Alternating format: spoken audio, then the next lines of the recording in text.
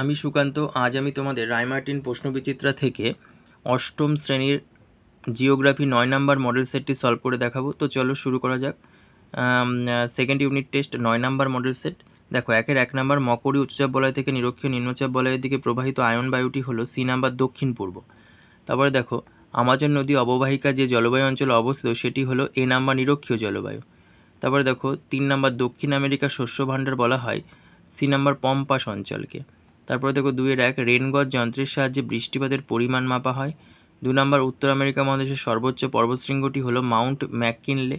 3 নম্বর পৃথিবীর ফুসফুস বলা হয় সেলভা অরণ্যকে। তারপরে দেখো ম্যাচ বাম দিক ডান দিক 3-1 নম্বর সুপিরিয়র, এটা হবে সি নাম্বার মিষ্টি জলের হ্রদ। 2 নম্বর ডেট্রয়েট, এটা হবে ডি নাম্বার বৃহত্তম মোটর গাড়ি নির্মাণ কেন্দ্র। 3 নম্বর নায়াগ্রা, এটা হবে জলপ্রপাত এ নাম্বার।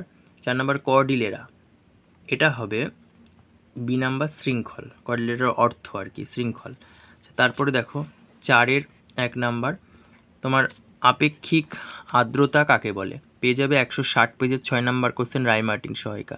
2 নম্বর হ্রদ অঞ্চলের পঞ্চহ্রদের নামগুলি লেখো, এটা পেয়ে যাবে 298 পেজের 1 নম্বর কোশ্চেন রায়মার্টিন সহায়িকা।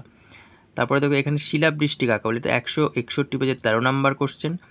আচ্ছা তারপরে দেখো এখানে এই হ্রদগুলিকে কোন নদী যুক্ত করেছে, 2 নাম্বার বলা হয়নি, এখন বলে দিচ্ছি। এই হ্রদগুলিকে কোন নদী যুক্ত করেছে, এটা সেন্ট লরেন্স নদী। অথবাতে কোন অঞ্চলকে মৃত্যু উপত্যকা বলে এবং কেন, 276 পেজের 1 নম্বর কোশ্চেন। আচ্ছা তারপরে দেখো 5-1 উদাহরণসহ বৃষ্টিছায়া অঞ্চল সৃষ্টির কারণ ব্যাখ্যা করো, এটা 150 পেজের 10 নম্বর কোশ্চেন। 150 পেজের 10 নম্বর কোশ্চেন 10। তারপরে দেখো অথবা নিরক্ষীয় অঞ্চলে প্রতিদিন বিকেলবেলায় বজ্রবিদ্যুৎ সহ বৃষ্টি হয় কেন, এটা 152 পেজের 1 নম্বর কোশ্চেন রায়মার্টিন সহায়িকা। গোধূলি অঞ্চল কাকে বলে, এটা 2 নম্বরে 325 পেজের 11 নম্বর কোশ্চেন, গোধূলি অঞ্চল কাকে বলে। তারপরে হ্রদ অঞ্চল পশুপালন উন্নত করেন, এটা পেয়ে যাবে 296 পেজে 3 নম্বর কোশ্চেন। তারপরে 6-1 নিয়ত বায়ুপ্রবাহ কাকে বলে, চিত্রসহ পশ্চিমা বায়ুপ্রবাহের ব্যাখ্যা দাও, এটা 112 পেজের 7 নম্বর কোশ্চেন রায়মার্টিন সহায়িকা। 2 নম্বর সমুদ্রবায়ু স্থলবায়ু সৃষ্টির কারণ চিত্রসহ ব্যাখ্যা করো, এটা পেয়ে যাবে 113 পেজের তোমার হচ্ছে 10 নম্বর কোশ্চেনের 1 আর 2 পয়েন্ট পড়লেই হবে সমুদ্রবায়ু ও স্থলবায়ু সৃষ্টির কারণ। আচ্ছা থ্যাংক ইউ।